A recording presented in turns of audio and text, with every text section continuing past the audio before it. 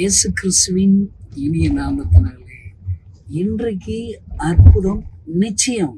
சொந்தங்களே, உங்களுக்கு தான். அல்லேலூயா. பாருங்க, ஏசப்பா சொன்னாரு, என் கிராமத்துல இருக்கிற ஜனங்களுக்கு, என்னை தேடுற ஜனங்களுக்கு நீ ஒவ்வொரு நாளும் ஒரு வார்த்தையை சொல்லு. அதை யாரெல்லாம் நம்பி விசுவாசித்து ஜெபிக்கிறாங்களோ அவங்களுக்கு கட்டாயம் ஒரு அற்புதம் செய்வேன்னு சொல்லி ஆண்டவர் எனக்கு சொன்னாருங்க. அதனால தாங்க இந்த நிகழ்ச்சி ஆரம்பிச்சிருக்கிறோம். நீங்கள் கேளுங்க.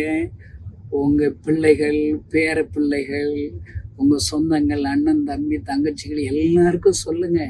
நமக்கு ஒரு சொந்தக்காரன் கணேசன் இருக்கான், கிராமத்தில் இருக்கான். அவன் ஒரு ரகசியம் சொல்லி கொடுத்தான், ஏசப்பா உள்ள ரகசியத்தை சொல்லி கொடுத்தான்னு சொல்லி இதை மற்றவங்களுக்கு அனுப்பி விடுங்க, சொல்லி விடுங்க. ஆண்டவர் எப்போதும் செய்வார்ல. இன்னைக்கு ஏசப்பா உங்களுக்கு என்ன தெரியுமா ரகசியம் சொல்லி கொடுத்தாரு? மத்தேயு 6:34 ஆகையால் நாளைக்காக கவலைப்படாதீர்கள், நாளை தினம் தன்னுடையவர்களுக்காக கவலைப்படும், அந்தந்த நாளுக்கு அதன் பாடு போதும். இந்த செய்தியை கேட்குற அன்பு சொந்தங்களே, நீங்கள் வாட்டுக்கு நாளைக்கு என்ன செய்வோம், நாளை கழிச்சு என்ன செய்வோம், அடுத்த வாரத்துக்கு என்ன செய்வோம், அடுத்த மாதத்துக்கு என்ன செய்வோம், இந்த வருஷத்தில் என்ன செய்வோம், ஐயோ என் பொம்பளை பிள்ளையை பெற்றுட்டேனே, இந்த பிள்ளையை எப்படி வளர்த்த ஆளாகி கல்யாணம் முடிச்சு நகையை போட்டு, நாளைக்கு கவலைப்படக்கூடாது. இன்னைக்கு முதல்ல சோத்தை நல்லா சாப்பிடுங்க. ஒரு 2 ஆம்பளைட்டை போட்டு சாப்பிடுங்க. சும்மா உட்காந்து அழுதுகிட்டே இருக்காதீங்க. ஏசப்பா தான் சொல்லிட்டார்ல, அவர்னா லேசுப்பட்ட ஆண்டவரா?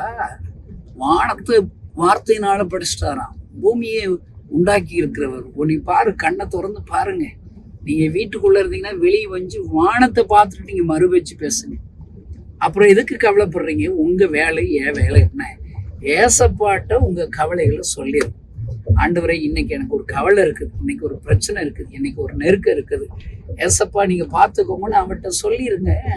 அவர் தான் ஆண்டவர் அற்புதம் செய்வார்ல. அல்லேலூயா.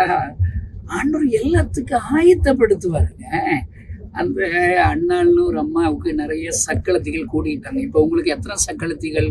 உங்களை சுற்றி உள்ளவங்க எல்லாம் சக்களத்திகளாக தான் இருப்பாங்க. உங்களை மனமடி வேண்டாதான் பேசும். அந்த அம்மா நினைச்சிடறாங்க, இன்னைக்கு போய் நம்ம ஜெபிச்சிட வேண்டியதான்னு சொல்லி இருதயத்தை ஊற்றி ஜெபிக்கிறாங்க. என்னாச்சு? அவ்வளவுதான். அப்புறம் அவள் துக்கமாய் இருக்கவில்லை. ஏசப்பாட்ட சொல்லியாச்சுல, கர்த்தர்ட்ட சொல்லியாச்சுல, அவர் பார்த்துக்கிறவார்னு நம்புறாங்க. சாமுவேல்ங்கிற அற்புதம் நிச்சயம். அல்லேலூயா. இன்னைக்கு யாரெல்லாம் போய் முழங்கால் போட்டு உங்க இருதயத்தை ஊற்றி ஜெபிக்க போறீங்களோ, ஆண்டவர் உங்களுக்கு அற்புதம் செய்ய போகிறாரு. நிச்சயம் அற்புதம். God bless you.